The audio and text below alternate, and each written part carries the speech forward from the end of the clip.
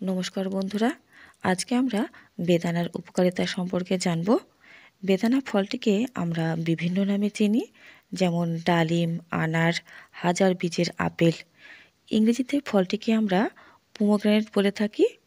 এই ফলটির আছে বহু উপকারিতা, যা আমাদের সকলের কাছেই অবগত নয়।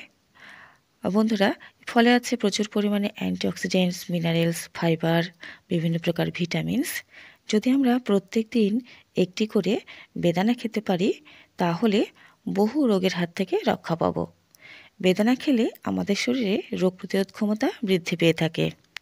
এছাড়া এটি আমাদের শরীরে রক্ত তৈরিতে সহায়তা করে থাকে। তাই বেদানা যদি আমরা নিয়মিত খাই, তাহলে রক্তাল্পতা বা অ্যানিমিয়ার কবলে আমরা পড়ব না। এটি ক্যান্সারকেও নিয়ন্ত্রণ করে থাকে।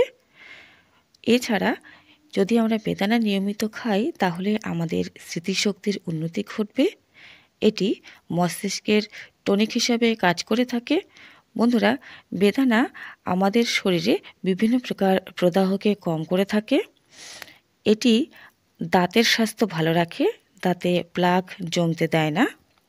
এছাড়া ত্বকের সৌন্দর্য বজায় রাখে বেদানা।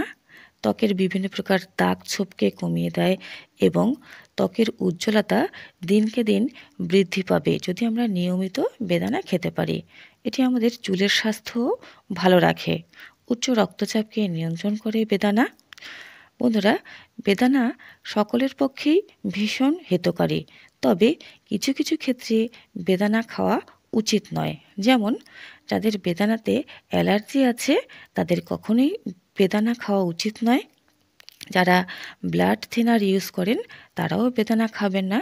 এবং যারা মানসিক রোগগ্রস্ত, ওষুধ খাচ্ছেন, তারাও বেদানা কখনোই খাবেন না।